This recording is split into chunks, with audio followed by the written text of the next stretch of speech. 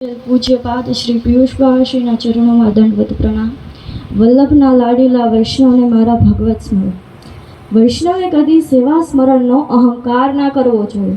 સેવા સ્મરણ તો પ્રભુની કૃપાથી થાય છે, આપણા સાધન બળથી નહીં. ભગવત ધર્મના પાલનમાં અહંકાર ના આવે તેનું સેવકે ખાસ ધ્યાન રાખવું જોઈએ.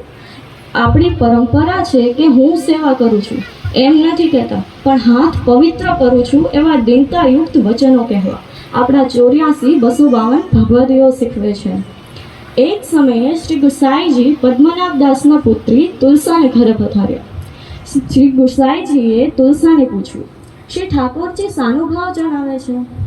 તુલસાએ કહ્યું, જો મહારાજ, પેટ ભરીને ભોજન કરીએ છીએ, નિરાતે ખૂબ ઊંઘ કરીએ છીએ, પરંતુ શ્રી મહાપ્રભુજીના ગ્રંથોના પાઠ નિત્ય કરીએ છીએ. સેવા તો મારાથી કંઈ બનતી નથી. વાસ્તવમાં શ્રી તુલસા શ્રી ઠાકોરજીની સેવા ભલી ભાંતિ ખૂબ સ્નેહથી કરતી હતી.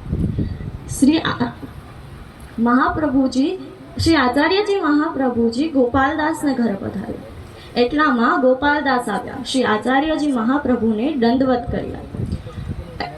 શ્રી આચાર્યજીએ કહ્યું, જો ગોપાલદાસ, તું ક્યાં ગયો હતો? ગોપાલદાસે કહ્યું, મહારાજ, પેટે લાગ્યો હો, સો કછું વ્યાવૃતિકો ગયો હતો. આ વચન સાંભળી ગોપાલદાસ ઉપર શ્રી આચાર્યજી મહાપ્રભુ ખૂબ પ્રસન્ન થયા. વૈષ્ણવે આવું જ બોલવું ઉચિત છે, એવું ના બોલવું જોઈએ જે વ્યાવૃતિ લૌकिक को जाए. तहाँ श्री ठाकुर जी की सेवा को नाम ले. वार्ता गोपालदास क्षत्रिय नरोड़ा के 79-84.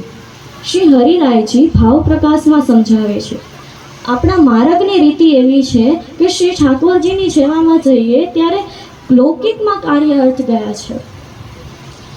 ભગવત ધર્મનો પ્રકાશ ન કરે, સેવાને ગુપ્ત રાખે, તે જ ભગવદીય. જે ભગવદીય ન હોય તે લૌકિકમાં પોતાની મોટાત બધાની આગળ કરે. હું ભગવત સેવા કરું છું. પ્રસંગનો સાર. આ બધા ભગવદીઓએ આપણને શીખવ્યું છે કે સેવકે કદી સેવા સ્મરણનો અહંકાર ના કરવો જોઈએ. દિનતાપૂર્વક સદા સેવામાં તત્પર રહેવું જોઈએ. શ્રી વલ્લભાધીશ કી જય.